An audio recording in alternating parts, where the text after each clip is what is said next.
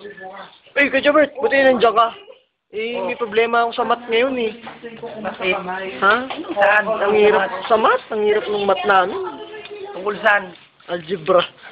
Na rin. College ka na, algebra, hindi mo maano doon. Ano sa Algorithm ba yun? algorithm? Oh. Ang gagawin doon? Yung parang hanapin mo yung X and Y eh. X and Y? Oh. Yung iya sa taas? Tapos May may mga... square root? Oh, yun. Times mo yun sa B. Oh. Pag equals, no, lalabas yung equals dun, divide mo sa 3. Oh. Pagdating ng 5, divided mo ulit sa 5. Oh, go? Hindi pa mag-go yun. May round up mo pa nga. Sa... Ano, point 7.5. Calculator ba basis yan? Ano naman, gago, gumaganon ka pa.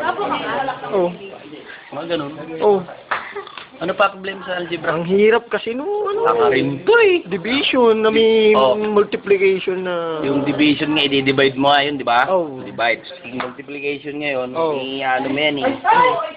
Puro ganun lang yun eh. Plus, Ganun. equals, minus, divide. Yung mga cosine, ano ba yun? Cosine, cotangent. Oh, mga ganun. yung... Yun na yun. Ha? Anong mas na yun? Yun. Paano? Tanga. Oh.